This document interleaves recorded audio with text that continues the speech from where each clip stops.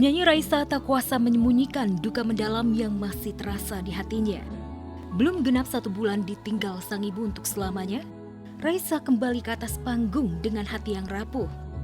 Di depan ribuan penonton, ia tiba-tiba terisak membiarkan air matanya jatuh. Sejenak ia berhenti menyanyi dan mencurahkan isi hatinya. Itu cuma berubah alam aja ya.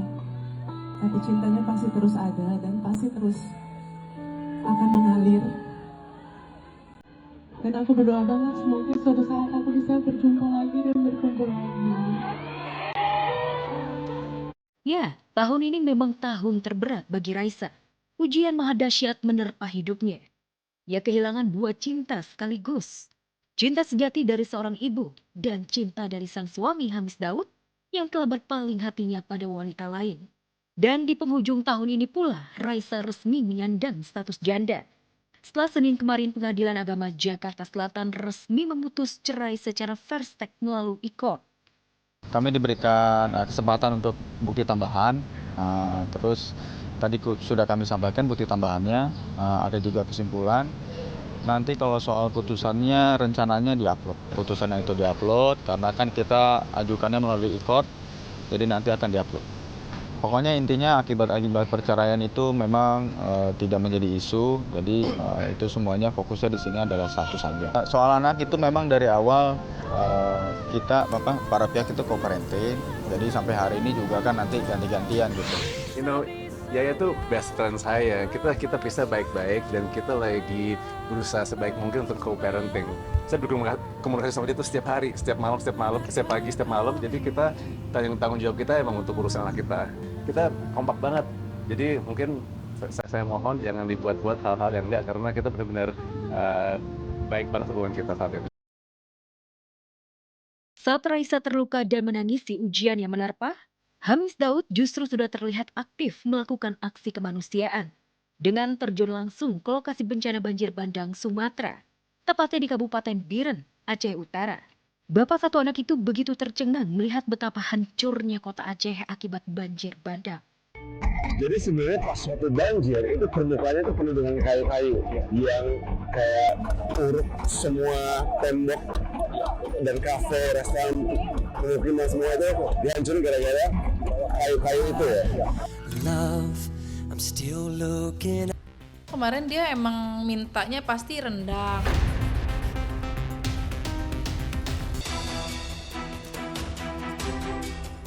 Amar Zoni akhirnya kembali ke Jakarta untuk keperluan menjalani persidangan.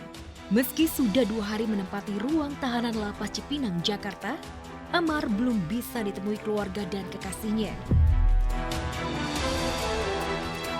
Meski tidak bisa dijenguk di Lapas Narkotika Cipinang, namun keluarga inti Amar serta penasehat hukumnya masih diberi kesempatan untuk berkomunikasi. Sedangkan kekasih Amar, Camelia, dipastikan tidak bisa. Padahal Camelia sangat rindu dan ingin memberikan makanan kesukaan Amar. Kemarin dia emang mintanya pasti rendang, tapi aku udah minta tolong mak tuonya minta bikinin karena aku nggak sempet kan hari ini seminar buat nyiapin juga baju-bajunya Bang Amar. Lagi pula juga nggak bisa juga masak rendang saya gitu. Barangnya paling aku titip ke Om John, niatnya sih besok malam baru aku titip. Status Amar sebagai tahanan high risk menjadikannya sulit ditemui keluarga karena penjagaan super ketat. Bahkan ketika dibawa dari Nusa Kambangan, Jawa Tengah hingga di Lapas Cipinang pada Sabtu lalu, mata Amar ditutup, tangan diborgol dan mendapat kawalan ketat. Satu-satunya cara untuk bertemu Amar yakni hadir di persidangan di Pengadilan Negeri Jakarta Pusat pada Kamis lusa. Camelia pun tak akan menyia-nyiakan kesempatan itu. Ketemu di hari Kamis aja. Jadi aku minta tolonglah kepada pihak-pihak yang berwenang gitu loh, untuk aku dikasih keluasan untuk bertemu gitu bareng PH. Komunikasi sekali lagi tetap dibatasi hanya keluarga inti, orang tua kandung, kakak kandung dan kakak kandung, adik kandung. Karena dia menjadi tahanan itu komunikasinya dengan lawyernya boleh, di luar itu tidak bisa. Banyak banget yang diomongin perihal diskusi tentang persidangan ini kan, karena sedikit banyak kan aku juga tahu masalahnya di Januari ini. Amar Zoni sedang ada di Jakarta. Inginnya keluarga dan Camelia, Amar tidak digelandang lagi ke Nusa Kambangan. Walaupun tidak dibolehkan dijenguk di lapas Cipinang, yang penting bisa ketemu Amar setiap kali persidangan digelar di Pengadilan Negeri Jakarta Pusat. Jadi menurutku pantas nggak sih dia dibawa ke sana? Enggak sih, menurutku dia nggak pantas gitu. Dia hanya penyalahguna narkotika aja gitu. Sepanjang masih dibutuhkan untuk persidangan berikutnya bisa saja ditempatkan dulu sementara. Nanti setelah persidangan dikembalikan lagi ke Nusa Kambangan. Wow, Dr. Camelia langsung berbunga-bunga pemirsa udah bersiap-siap untuk membusuk Amar Zoni ke LP Cipinang sembari membawa nasi padang kesukaannya Amar. Tentunya jangan lupa deh bawa roti buaya juga ya. Canda. Nah, semoga bisa kesampaian nih apa yang menjadi harapan dari Dr. Camelia. Soalnya kan tahanan dengan status high risk alias beresiko tinggi seperti Amar tidak semudah itu untuk ditemui. Jangan keburu besar harapan daripada nanti kecewa dan nangis ujung-ujungnya. Ya kan pemirsa, tapi kalau kita bicara soal tangisan, ini nih pemirsa yang juga pastinya bikin James juga ikut sedih. Raisa kembali tidak kuasa memendung air matanya usai diputus resmi cerai dari Hamish Daud. Lengkap sudah ya, ujian hidupnya ditinggal ibunda tercinta, kini mahliganya juga hancur lebur. Tapi James juga ingin memberi pesan kepada Raisa, selalu ingat setelah badai pasti ada pelangi.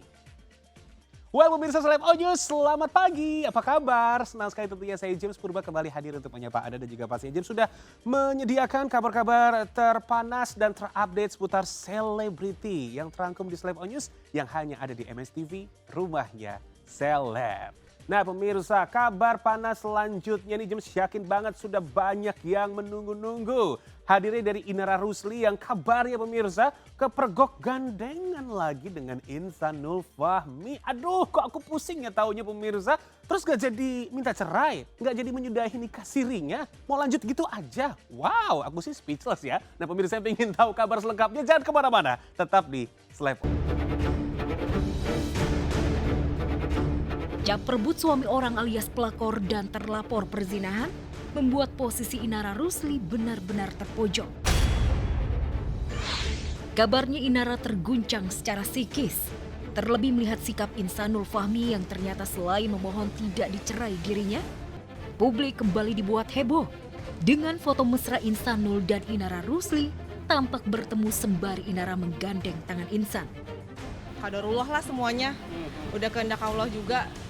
Ya Allah lah sebaik-baiknya saksi ya gimana perbuatannya mereka. Lihat di ini, lihat di ono berdua gitu kan.